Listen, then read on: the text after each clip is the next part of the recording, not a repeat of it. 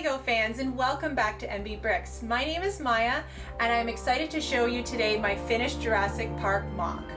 This display is 6 feet wide and 6 feet deep, so it's absolutely massive, and it showcases a lot of different scenes from the original Jurassic Park movie and book. I have also added in 8 Easter eggs from the future Jurassic Park, Jurassic World, and Camp Cretaceous films, so keep an eye out for those. And I've also added in the ever lovable goat ×4. So as I go through the tour of this park, keep an eye out for them and see if you can find them all.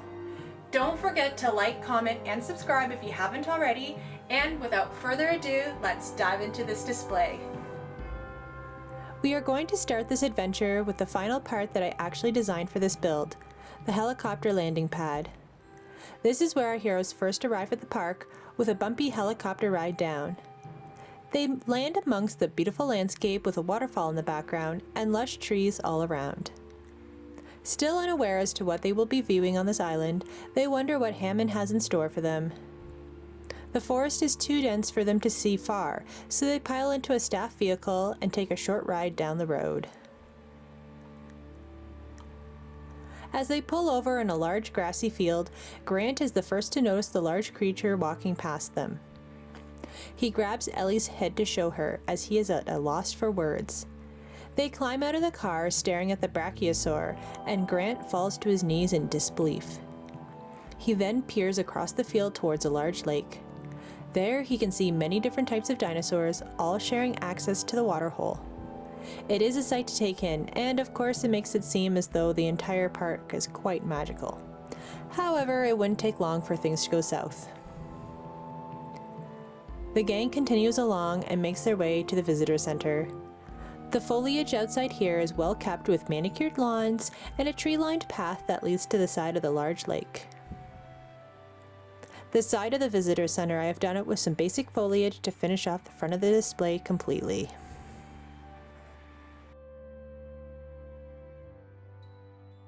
I have spun the visitor center around to have an easier time viewing the display. The first part I completed was the front entranceway with the wide steps, cascading water, and green plants to bring a bit of color to the drab gray building. On the right hand side, we can see a ramp leading up to the doors for wheelchair access, and on the left we can see scaffolding as the building was still under construction. The grand entrance had oversized doors surrounded by curved windows and a flat roof. Continuing up, we can see more curves with rounded roofs on top. The roofs were something I was worried about coming together since the beginning of this build. However, I am super proud of the final design, using hinged pieces and dark tan plates for the first level, and then a simple octagonal shape for the upper level of the roof. I then recreated the roof on a smaller scale for each side. The top section of the roof was made quite sturdy and comes off easy. The lower level of the roof is a bit less sturdy, but comes off fairly easily as well. Then we can remove the smaller roof sections on either side to see the interior details.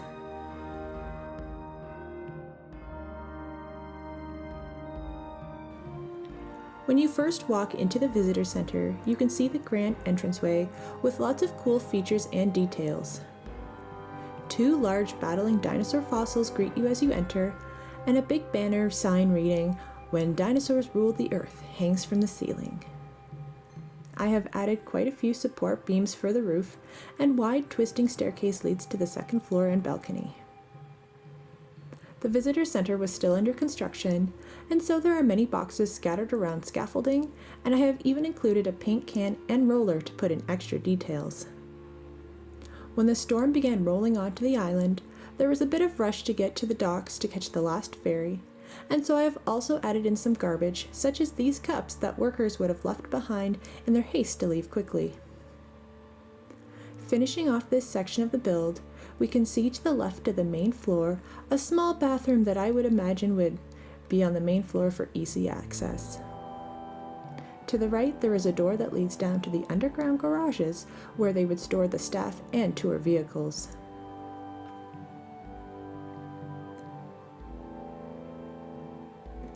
Beside here on the second floor, we can see the control room.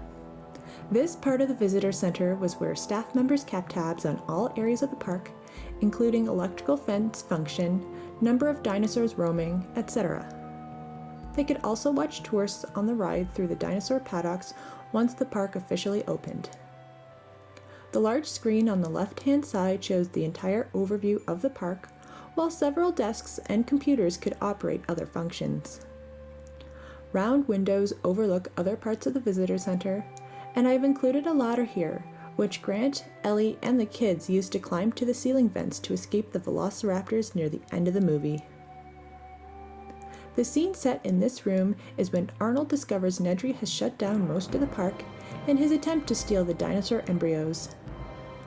While they attempt to get the park back online, Nedry's screensaver mocks them, and Hammond realizes that he needs Muldoon to go retrieve his grandkids, stuck in the electrical vehicles near the T-Rex paddock.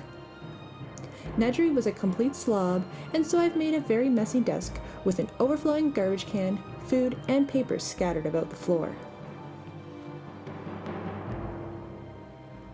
This section of the building also comes off easily to view the kitchens below. The kitchens hosted a very iconic scene in the original Jurassic Park movie, where the Velociraptors hunted the kids up and down the aisles of the counters. There is the door from the main lobby where the workers could enter, and another door that would lead to the main dining hall to bring the food. A row of stoves and ovens line the back wall, and a large white walk-in fridge is next to them. A couple of rows of countertops, messily covered with pots and pans, would have been used to prepare food for a couple of hundred guests at a time. I finished off the room with a large shelf as well as a tall cart.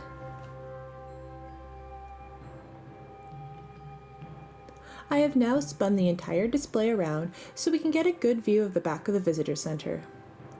I will show quickly the theater section of the center, where our heroes are watching Mr. DNA, who will explain to guests how the dinosaur cloning process was possible.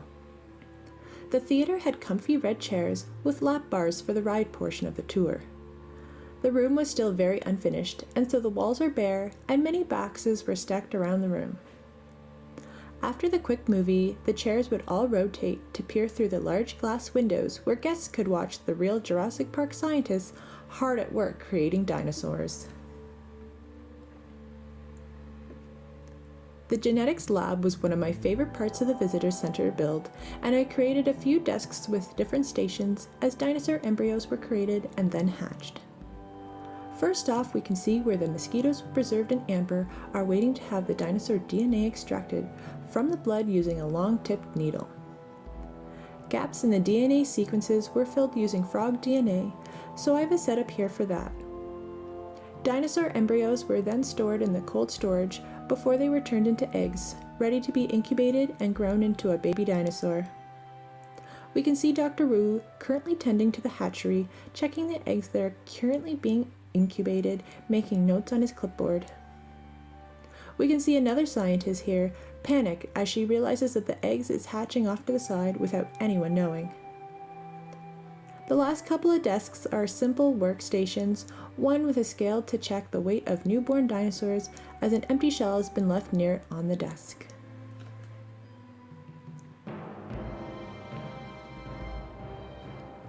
Continuing on, we can see the last couple of the sections of the visitor center, the grand dining hall named the Cretaceous Cafe, as well as the outdoor patio area. The patio area is modestly decorated with bright pink umbrellas and some potted plants to brighten up the space. The Cretaceous Cafe was quite large, as it needed to be able to host a lot of guests when the park was officially open to the public. The large hallway leads into the dining room from the main lobby, and see-through displays of dinosaurs and habitats decorate the one wall. We can see trouble looming in the main lobby with a Velociraptor peering in. The kids have just returned from the park, dirty and hungry, so they haven't noticed the raptor yet. They were stuffing their faces as fast as possible after noticing the huge amount of food prepared on the tables. I can assume the kitchen staff did not want the food to spoil during the power outage, and so they put everything out for the staff members who stayed behind to try and get the park up and running again. The one table was piled high with fruits, veggies, meat, and bread, while the other was covered with all kinds of desserts, much to Tim's excitement. As the kids ate, Lex notices the raptor in the foyer, prompting the kids to run down the hallway into the kitchens to hide.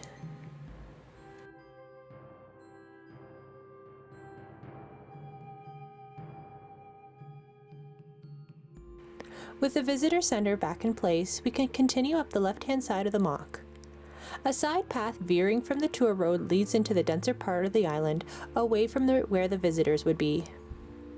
A dangerous addition to Jurassic Park was being studied in the back, as velociraptors were being kept in a high-security paddock.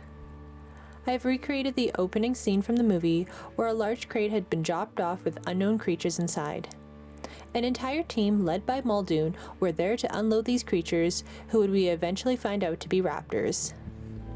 The unload did not go according to plan, and one worker did not make it away alive. I tried to recreate this paddock as accurately as possible with a foliage-dense interior, large electrical fences, and a viewing platform on two sides. The large tower in the back had big spotlights, and the crate was fully movable with a functioning door as well. The area was surrounded by dense foliage. Heading back down the path to the main tour road, we can finally start the main attraction available at Jurassic Park. Tour vehicles would pick up guests at the visitor center and then take them through the large main gates, which also open and close. As our heroes first enter through the gates, Malcolm couldn't help but marvel at the size of them and murmur, "What do they got in there? King Kong?" Through the doors, guests arrive at the first dinosaur paddock, the Dilophosaurus. As a disappointing start to the tour, no Dilophosauruses could be seen, although I did include several here, camouflaged within the paddock's foliage. I also tried to capture as much as I could from each scene, such as the red flowers. Off the main path is a side road for staff only, accessed through an electrified cage. The access is compromised right now by Dennis Nedry, who left it open in his hurry to get to the East Docks. Regular tours would continue on into the man-made mountainside here.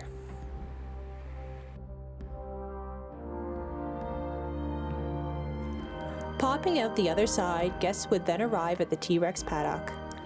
This started off as another disappointing part of the tour, as once again no dinosaurs were to be seen, not even with the temptation of a fresh goat being provided. Coming back to this area in just a minute, the tour had continued down to the Triceratops paddock, where everyone decided to get out of their vehicles to get a closer look at the first dinosaurs seen in the tour.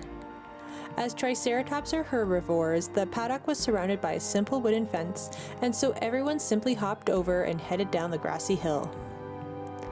There they found park staff tending to an unwell trike. Grant was quite childlike in this scene, riding up and down on the ascending trike belly as she breathed. Ellie was quite concerned about the well-being of the trike, and, being a paleobotanist, she wondered if the trikes had eaten the poisonous West Indian lilac. While the park staff assured her the trike didn't eat it, Ellie still demanded that she check out the dinosaur droppings. So, of course, I had to include the large pile of dino doo-doo over here. Now the tour would have continued on to several more dinosaur enclosures, however, a storm was rolling in at this moment and it was decided that the tour was going to be cut short. While not all parts of the movie necessarily make sense, the vehicles seemed to be able to turn around and our heroes were now headed back towards the T-Rex paddock. This is where things turned bad in the book and movie. Greedy Dennis Nedry had decided to steal from Hammond to help another company catch up on years of research in exchange for cash. Being a computer programmer for Hammond, he had access to all the park's functions, including the power supply. He sneakily shuts down the entire park's power so he could grab the dinosaur embryos and sneak off to the East Dock for a quick getaway. Of course, it didn't go to plan, as by turning off the power grid, he left himself exposed to all the dangers of the island. He drives through the main gates and overrides the system to get through the staff gate as a shortcut to the East Docks. Due to the rain and intensity of a raging thunderstorm, he drives off the road and gets his car stuck on a fallen tree branch. I used a lot of darker, muted colors for this area to represent the darkness of the scene. Nedry emerges from his car in an attempt to dislodge it from the tree branch when he comes across the Dilophosaurus. While Nedry brushed off the dinosaur, even mocking it, he didn't realize how dangerous these creatures could be. The Dilophosaurus opens her frills menacingly, spitting tar into Nedry's face. He couldn't escape, dropping the can of shaving cream holding the dinosaur embryos, blinded by the tar in his eyes. I finished off the scene with a nod to the book by adding in some compies nearby, as they were scavenger dinosaurs that feasted on leftovers from larger dinosaur meals, as well as added an East Dock sign nearby signaling that Nedry had almost escaped. Back at the T-Rex paddock, the tour cars had lost power as well and were waiting for it to be restored. Unfortunately, the electrified fence was also not powered, and the T-Rex finally makes her appearance in the movie. She finishes off the goat previously left for her, and then moves to tear through the tall fence. She creates quite a bit of chaos, flipping one of the tour vehicles, continuing to hunt. The lawyer cowardly runs into a nearby bathroom, leaving Hammond's grandchildren to fend for themselves in the upside-down car. Malcolm steers the dinosaur away from the kids, but avoids being eaten by allowing the dinosaur to thrust him through the air, and he lands beneath the broken bathroom walls. The lawyer didn't fare so good and ends up being part of the T-Rex's meal. Alan Grant, in the meantime, rescues the kids from beneath the flipped vehicle, and they are able to get to safety while they ride out the remainder of the storm until morning. Once morning comes, Alan and the kids begin to make their way back to the visitor center to meet up with the others, and they have to make their way through different paddocks in the park. Here they are hiding behind a large fallen tree, the only coverage in an otherwise open field, to avoid being trampled by a herd of Gallimimus. Watching from afar, the T-Rex makes another appearance as she is able to snag one of the Gallimimuses from the flock. Our heroes eventually make their way to the main perimeter fence, where they climb up and over and arrive at the visitor center.